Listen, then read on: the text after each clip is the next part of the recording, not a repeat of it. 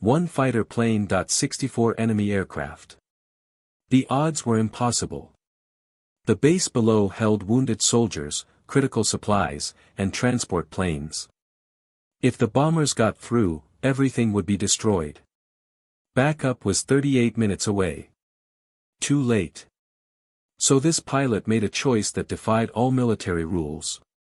What he did next shocked even the enemy pilots who watched him.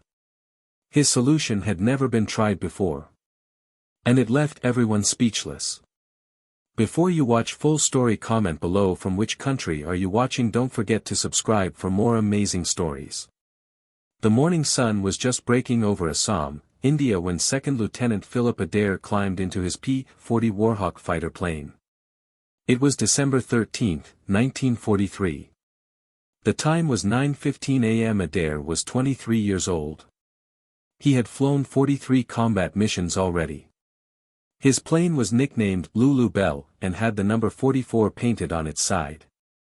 Adair's job was simple that morning. Take off from Dinjan airfield.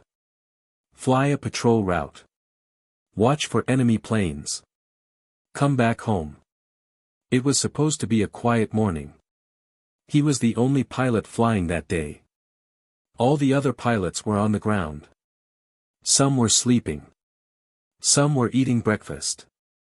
Some were doing maintenance on their planes. Adair took off at 9:20 a.m. His engine roared to life. The propeller spun fast. The P-40 rolled down the runway and lifted into the sky. He climbed to 7,000 feet. The air was cool up there. He could see the green jungle below. Mountains stood in the distance.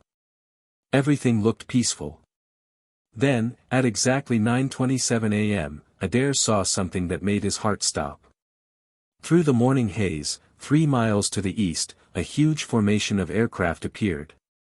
They were flying straight toward his airfield. Adair counted them quickly. 24 bombers. .40 fighter planes escorting them. 64 enemy aircraft in total. And Adair was alone in the sky. Adair's mind raced. He knew what those bombers could do.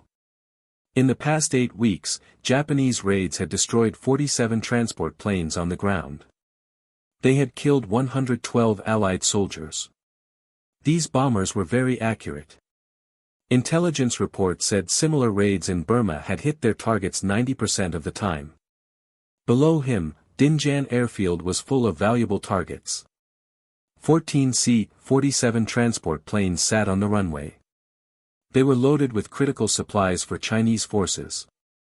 There was a field hospital with 63 wounded soldiers. There were fuel stocks that would last 11 days.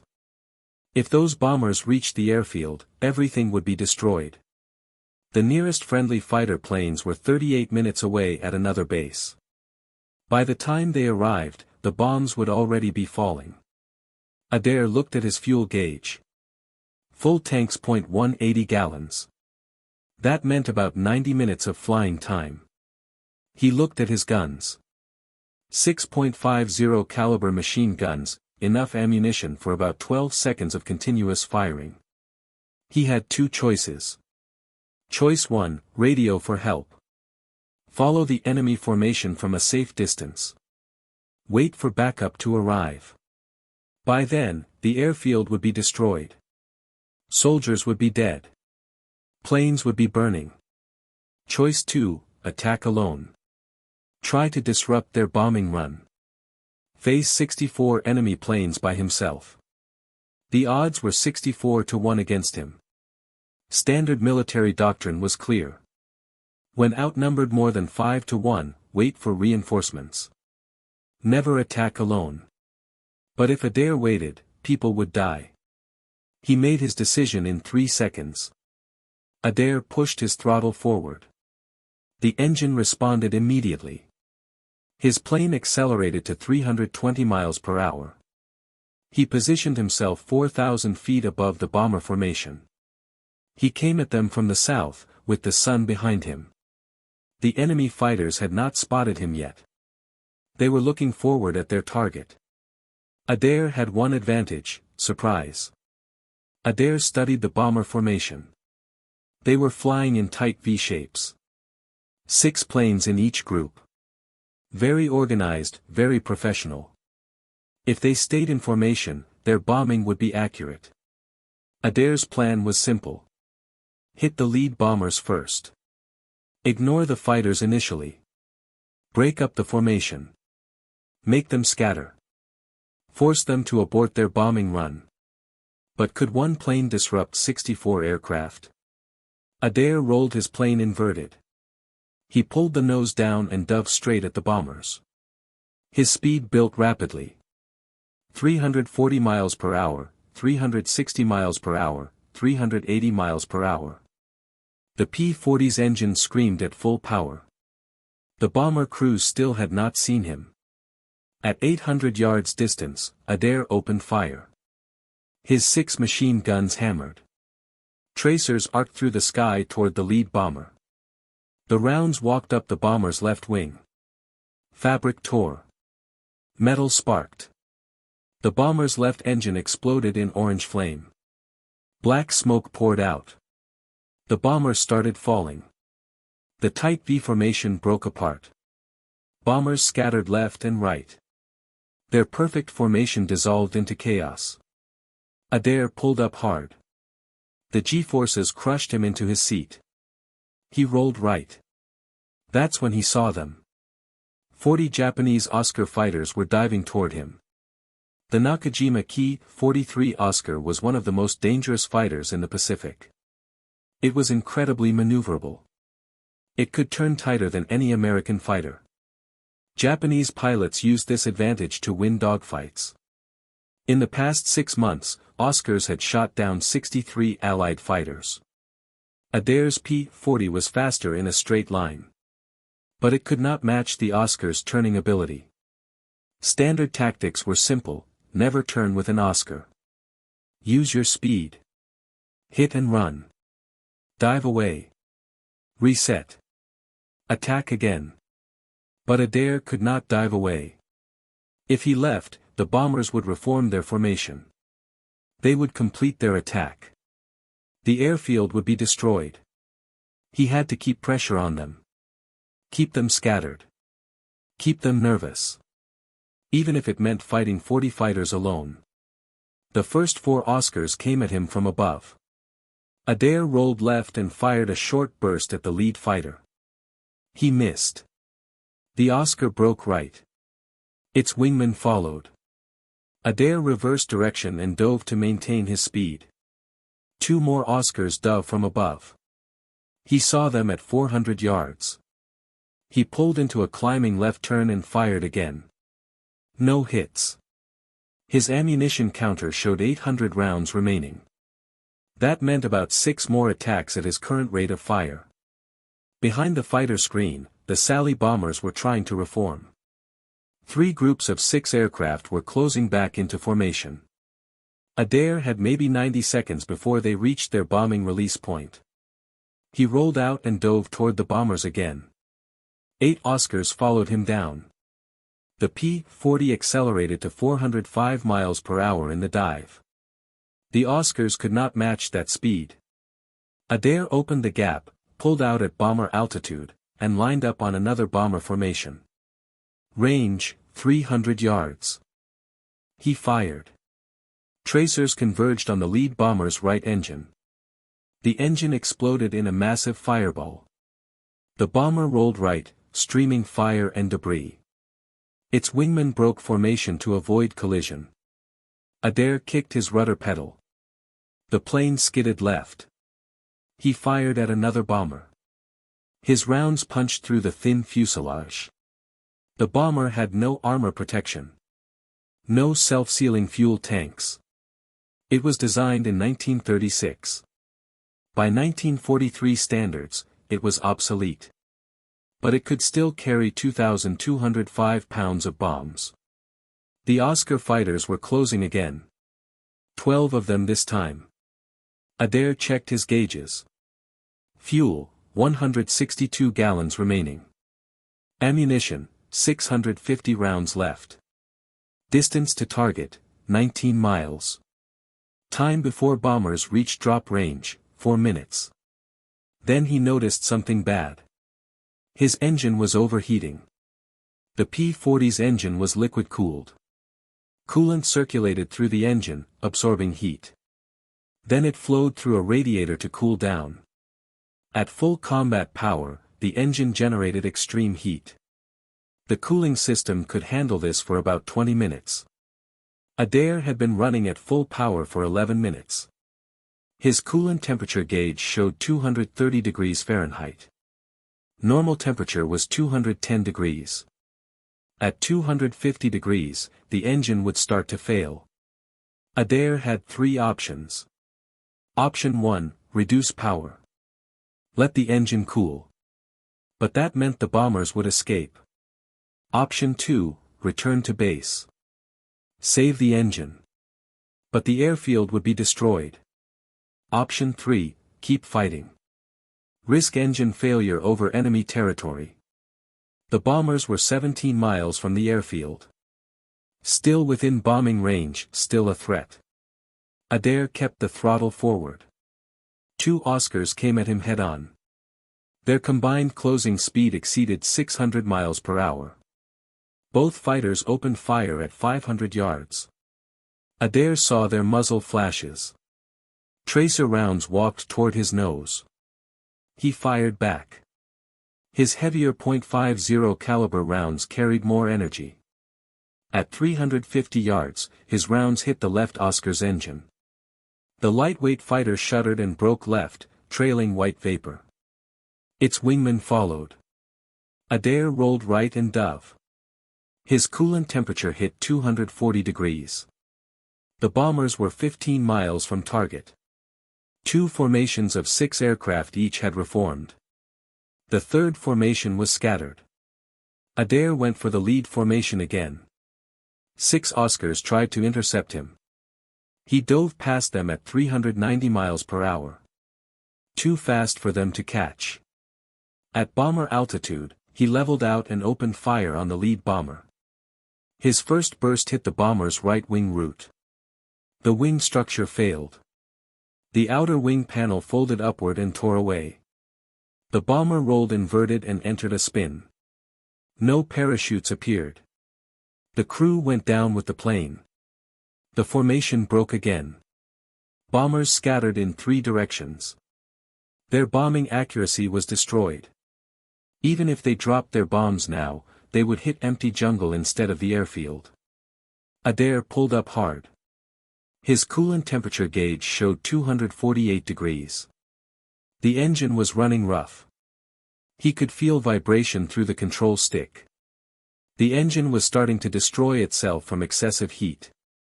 8 Oscars dove on him from above. He saw them late. He rolled left.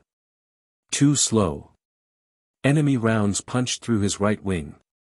Fabric tore. Metal buckled. One round hit his right aileron control rod. The aileron response went soft. He needed more pressure on the stick to keep the plane level. Another burst of gunfire walked up his fuselage. Rounds sparked off his engine cowling. One round penetrated the coolant reservoir behind the firewall. Green coolant sprayed across his windscreen. The engine temperature gauge climbed past 260 degrees. Steam erupted from the engine cowling. His oil pressure started dropping. The engine was dying. Adair chopped the throttle back.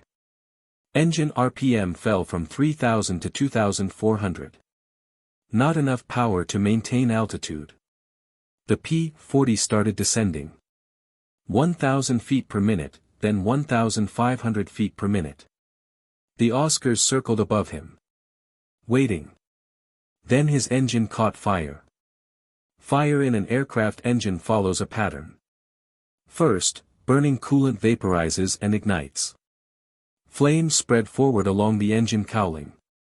If the fire reaches the fuel lines on the engine's left side, the entire aircraft explodes.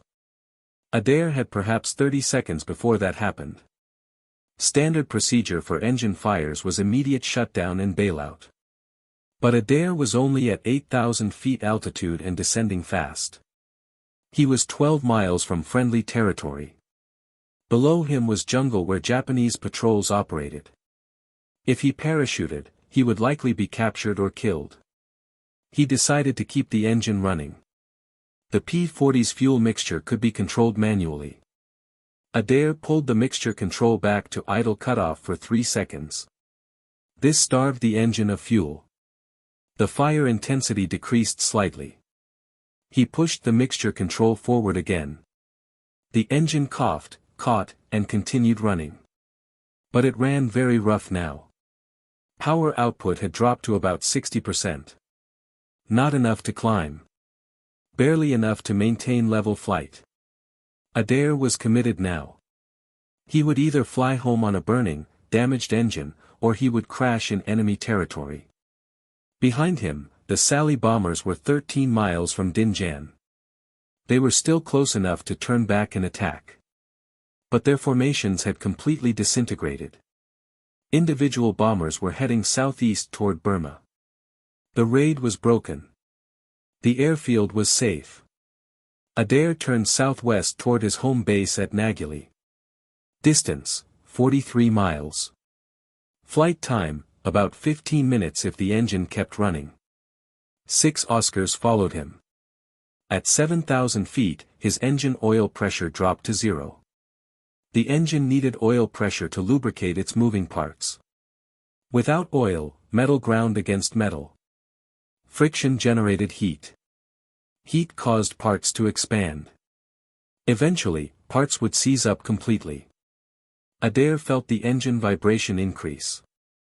The propeller began spinning unevenly. Power output fell further. His airspeed dropped to 180 miles per hour. The P-40's stall speed was 120 miles per hour. He was losing the margin between controlled flight and falling from the sky. Behind him, the Oscars closed to 400 yards. But they did not fire. They were watching. Waiting for the engine to fail completely. Waiting for him to bail out or crash. One Oscar pulled alongside, close enough for Adair to see the pilot's face. The Japanese pilot gestured downward with his hand. The message was clear: land. Surrender. Become a prisoner. Adair ignored him. At 6,000 feet, smoke began filling his cockpit. Not from the engine fire. This was from electrical wiring behind the instrument panel. The bullet hits had severed control cables and damaged the electrical system. Smoke burned his eyes and throat. He slid the canopy open. Wind blast cleared some of the smoke, but made breathing difficult. His airspeed fell to 160 miles per hour. The Oscars backed off. They were not going to waste ammunition. The American pilot was already dead in their eyes. His plane was crippled. The engine was dying. He would crash in the jungle soon enough. They circled higher, watching him descend. At 4,000 feet, disaster struck. Adair's right aileron control cable snapped. The aileron flopped to full deflection. The P-40 rolled hard right. The nose dropped into a dive. Adair hauled back on the control stick with both hands. Nothing happened. The elevator cables were damaged too. He had no pitch control. The nose stayed down. His airspeed increased rapidly. 200 miles per hour, 220 miles per hour, 250 miles per hour. The jungle rushed up at him. Altitude, 3,000 feet. 2,500 feet. 2,000 feet. He was going to crash. Then Adair had an idea. A crazy idea. An idea that should not work. An idea that violated every rule of flying. The P-40's damaged aileron was forcing the right wing down. The broken elevator cables left the tail in a nose-down position.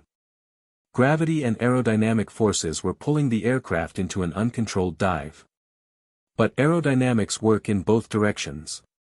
If Adair rolled the plane completely upside down, the damaged aileron would force the right wing up instead of down.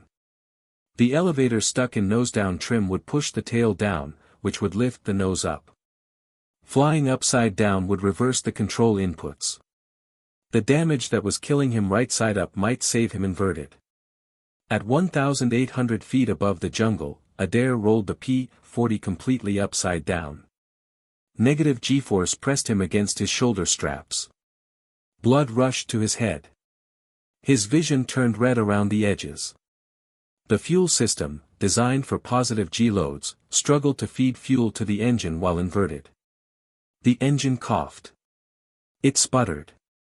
It nearly quit. Then it caught again, running rough but producing power. The nose came up. The descent slowed. At 1,200 feet, the P-40 leveled out. Flying upside down at 140 miles per hour. Adair held the inverted attitude for 40 seconds. His airspeed increased to 160 miles per hour. He was climbing slowly. Only 50 feet per minute, but climbing. Then the fuel starvation problem returned. The engine began cutting out again. Adair rolled right side up. The damaged controls immediately pushed the nose down again. The P-40 descended. 600 feet per minute. Adair waited until he lost 300 feet. Then he rolled inverted again. The nose came up. He climbed 200 feet before fuel starvation forced him to roll upright again. The pattern repeated. Upside down to climb. Right side up to let fuel feed properly. Flip. Climb. Flip. Descend. Flip. Climb. The 6 Oscars circling above watched this impossible display. An American P-40 with a burning engine and damaged controls, flying alternately inverted and upright, refusing to crash, clawing for altitude like a wounded animal refusing to die. One Oscar dove down to investigate. Adair saw him coming. He rolled inverted to gain altitude, then rolled upright directly at the Japanese fighter. The Oscar broke away. The American pilot was either insane or desperate. Either way, the Oscars decided not to engage further. They turned east toward Burma and left. Adair continued his rolling climb toward Nagili. Fuel gauge, 83 gallons. Oil pressure gauge, 0. The needle had been at 0 for 9 minutes. The engine should have seized by now. Connecting rod should have welded to the crankshaft.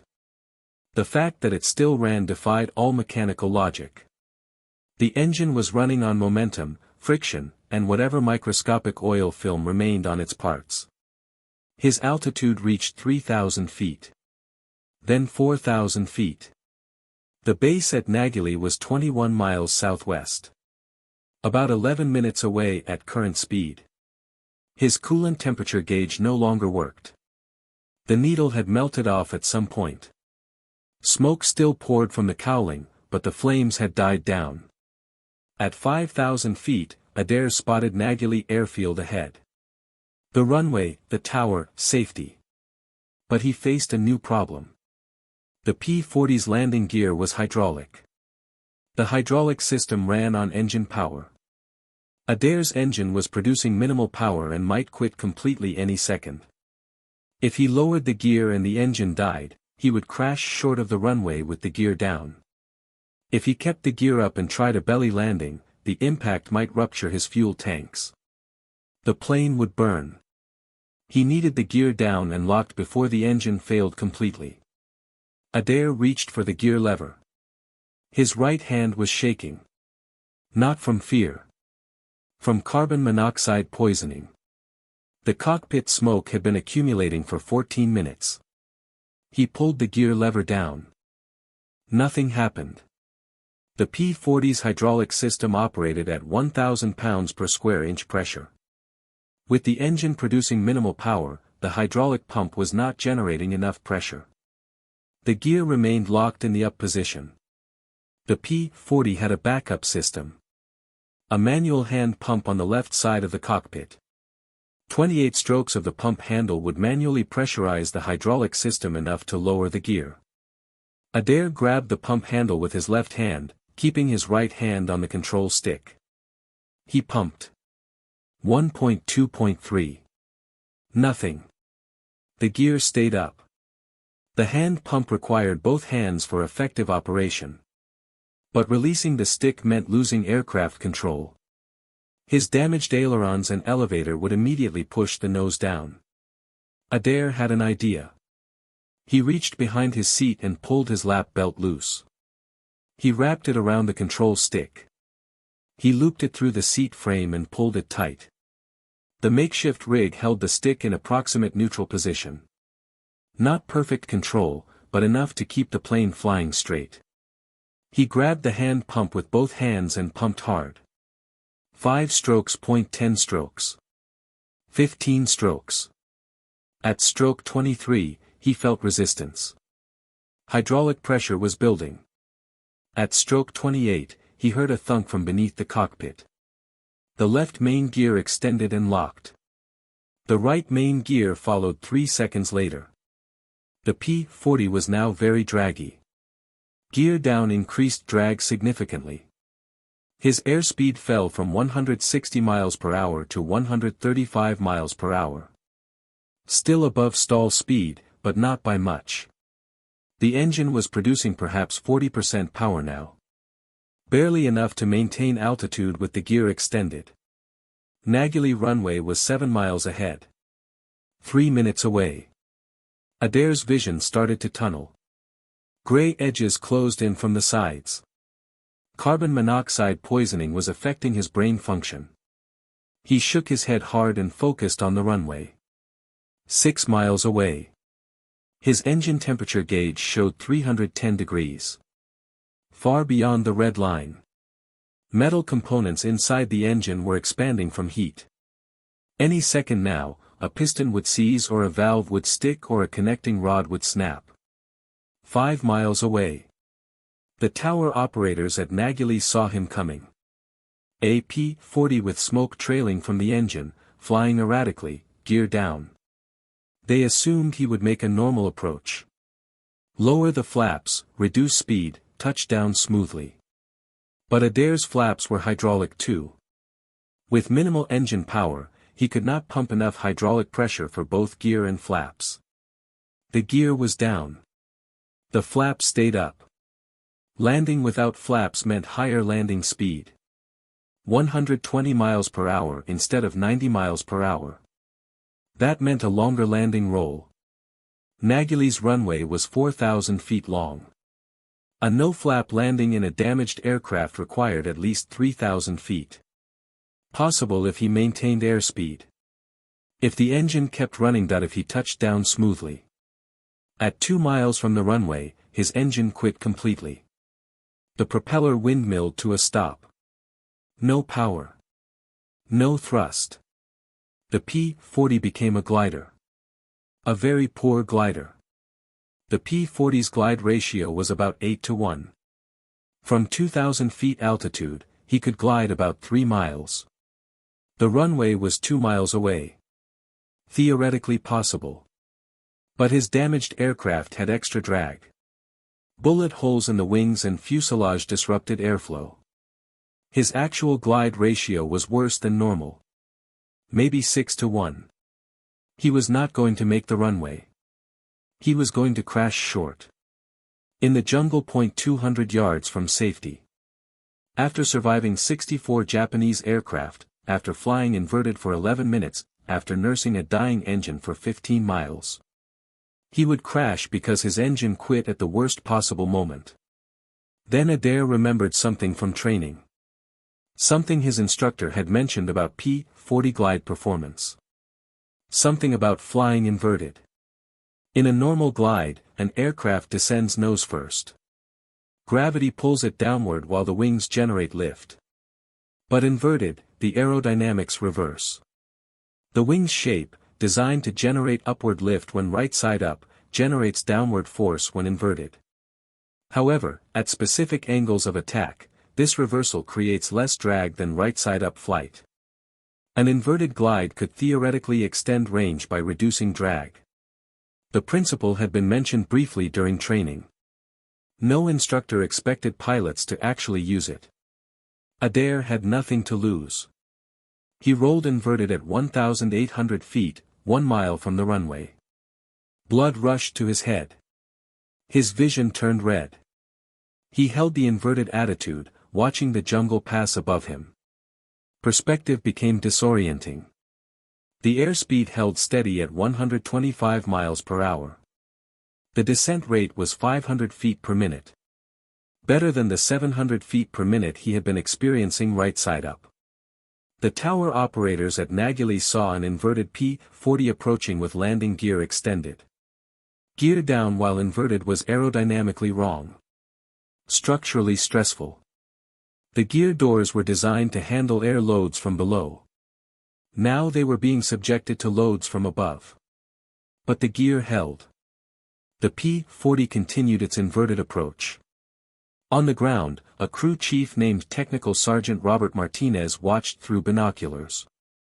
He saw the inverted aircraft. He saw the gear extended. He saw smoke trailing from the engine. His first thought was that a Japanese pilot had stolen a P-40 and was attempting to attack the field.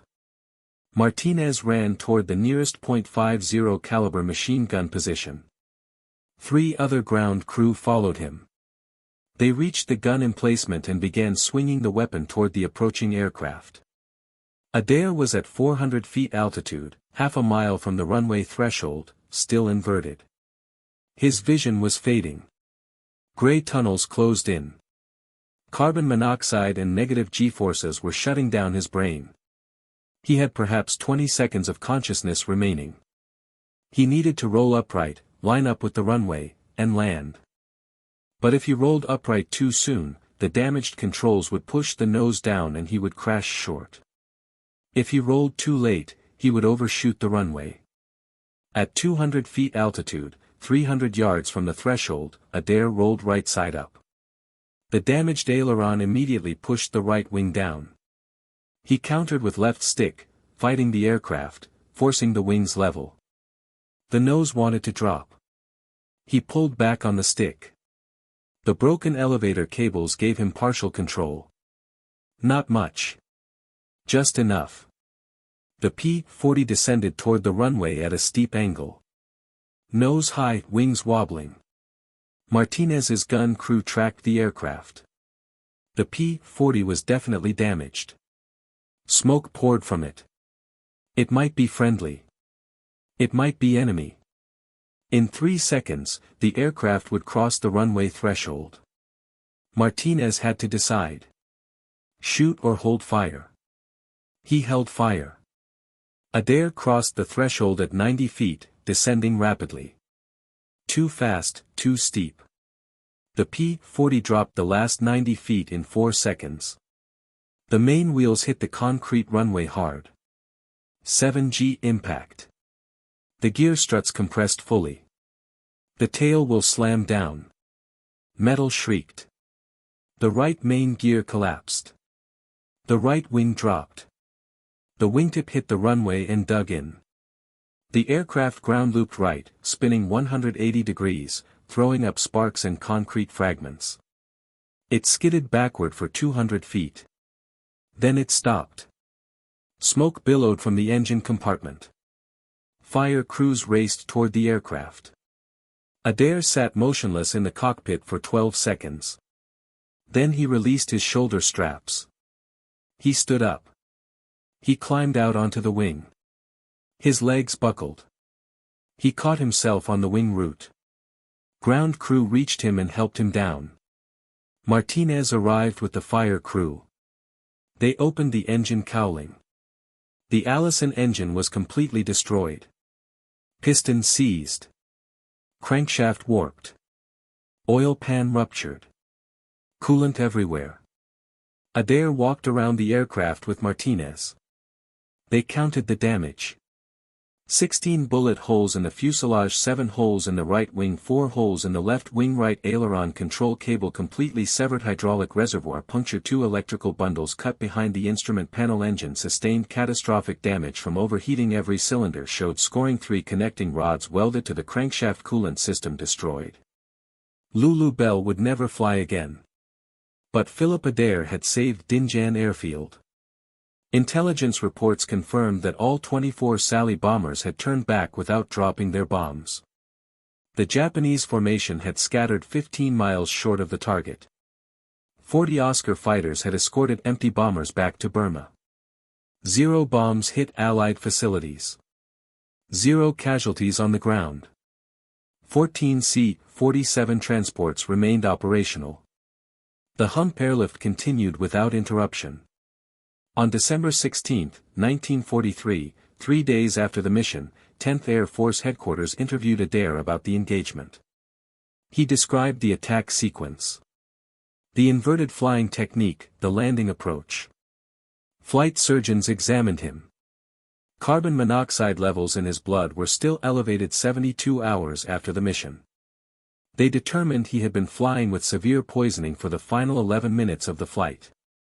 That level of impairment should have rendered him unconscious.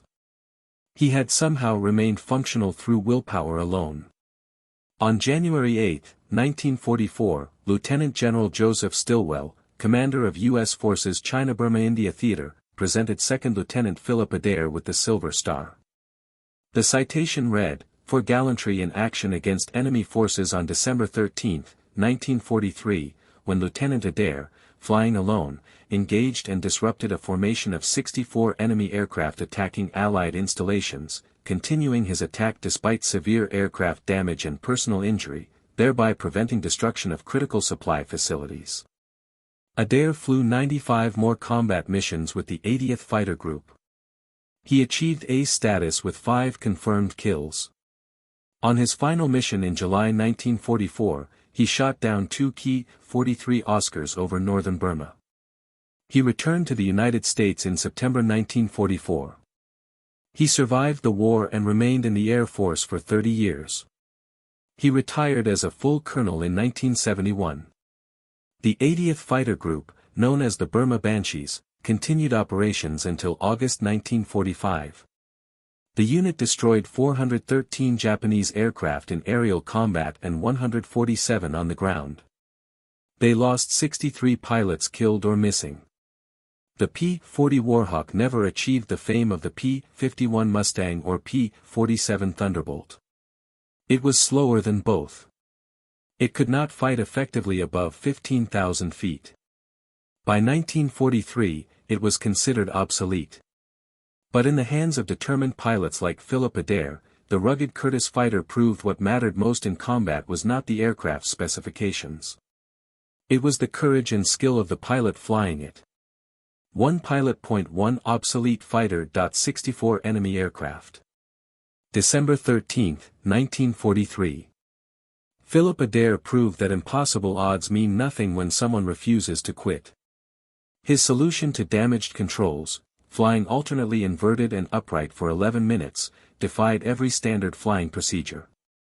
His inverted landing approach with gear extended had never been attempted before. It was never repeated after. When faced with impossible situations, Adair did not think about what should work according to the rules. He thought about what might work according to the laws of physics and his understanding of his aircraft. He turned his plane's weaknesses into strengths. He used damage as a tool. He flew in ways that should have killed him but instead saved him. The story of Philip Adair and Lulu Bell is not just about one man's heroism. It is about creative problem-solving under extreme pressure. It is about refusing to accept defeat when everyone expects you to fail. It is about finding solutions that leave everyone speechless. After the mission, Lulu Bell was declared beyond repair. The maintenance crews examined every inch of the aircraft. They found damage that should have caused the plane to fall apart in mid-air. The fact that Adair flew at home was considered a miracle. The engine was cut open for study. Engineers wanted to understand how it ran for 9 minutes with zero oil pressure. What they found amazed them. The connecting rods had literally begun welding themselves to the crankshaft from heat and friction. The engine had been perhaps 30 seconds away from complete seizure when Adair landed. The damaged control cables showed something equally remarkable. The aileron cable had been hanging by just 3 strands of wire. One more sharp maneuver would have severed it completely. Lulu Bell was eventually stripped for parts. Her guns went to other P-40s. Her instruments were salvaged. Her airframe was scrapped. But her story lived on. Adair's inverted flying technique to compensate for damaged controls was studied by flight instructors. While it was never officially added to training manuals, it was too dangerous and too situational. Pilots heard about it. In bars and briefing rooms across the Pacific and European theaters, pilots shared the story of the man who flew upside down to stay alive. At least 3 other pilots are documented to have used similar inverted flight techniques to save damaged aircraft during World War II. All of them cited Adair's mission as their inspiration. The technique worked because Adair understood his aircraft completely. He knew every system, every control surface, every response. When standard procedures failed, he improvised based on aerodynamic principles. This is the difference between a good pilot and a great pilot. A good pilot follows procedures. A great pilot understands why those procedures exist and knows when to break them. People often ask, was Adair scared during the mission? In a 1987 interview, 44 years after the event, Adair answered this question, scared? I didn't have time to be scared. Every second, there was a new problem to solve. Fear is what you feel when you're helpless. I was never helpless. I always had options. Some of them were terrible options, but they were still options. As long as you have options, you keep fighting. This mindset defined Adair's entire military career. He never saw himself as a victim of circumstances. He saw himself as a problem solver who happened to fly airplanes. In our modern world, we rarely face life-or-death situations like Adair did. But we all face impossible challenges. We all encounter moments when the odds are stacked against us. When the easy choice is to give up. Adair's story teaches us that solutions exist even in impossible situations. Sometimes those solutions are unconventional. Sometimes they break all the rules. Sometimes they require us to literally turn our perspective upside down. The next time you face a challenge that seems impossible, remember the pilot who fought 64 aircraft alone. Remember the man who flew upside down to survive. Remember that, impossible, just means, nobody has figured it out yet. Philip Adair figured it out. And his solution left everyone speechless. The 6 pilots in the Oscar fighters who followed Adair home told their own version of the story after the war. In captured Japanese war diaries found in Burma in 1945, one pilot wrote, "We watched an American pilot refuse to die. His plane was burning. His controls were broken. He flew upside down and right side up like a spinning leaf. We did not shoot him. It seemed wrong to kill a man who fought so hard to live. We let the sky decide his fate." This entry revealed something important. Even enemy pilots recognized extraordinary courage when they saw it. The warrior code that existed between pilots transcended nationality in that moment. Robert Martinez, the crew chief who almost shot Adair down, became close friends with him after the war. In a 1965 interview, Martinez said, "I had my finger on the trigger. I was 1 second away from shooting down the bravest man I ever met. For years, I had nightmares about what almost happened. But Philip never blamed me. He said I was doing my job." That's the kind of man he was. The 63 wounded soldiers in the field hospital at Dinjan never knew how close they came to death that morning. The bombs that would have killed them never fell. They recovered from their injuries and went home. Most of them never heard Philip Adair's name. That is often how heroism works. The people who are saved never know the name of the person who saved them. But it does not make the heroism any less real. December 13, 1943 was just another day for most people. But for Philip Adair, it was the day he proved that one person can make a difference. That courage is not the absence of fear but the decision to act despite it. That creativity and determination can overcome impossible odds. 64 aircraft versus 1. Those are the kind of odds that make people give up before they start. But Adair did not think about the odds. He thought about the people who needed him. The wounded soldiers, the transport crews, the supplies for China, the mission. When you focus on what needs to be done instead of why it is impossible, solutions appear. Sometimes those solutions involve flying upside down. Sometimes they involve breaking every rule you were taught. Sometimes they involve pushing damaged machinery beyond its limits. But solutions exist. Always. You just have to be brave enough to find them and bold enough to try them. That is the real lesson of Philip Adair and Lulu Bell. Not that one man fought 64 aircraft. But that one man refused to accept defeat and found a way to win. And his solution? It left everyone speechless.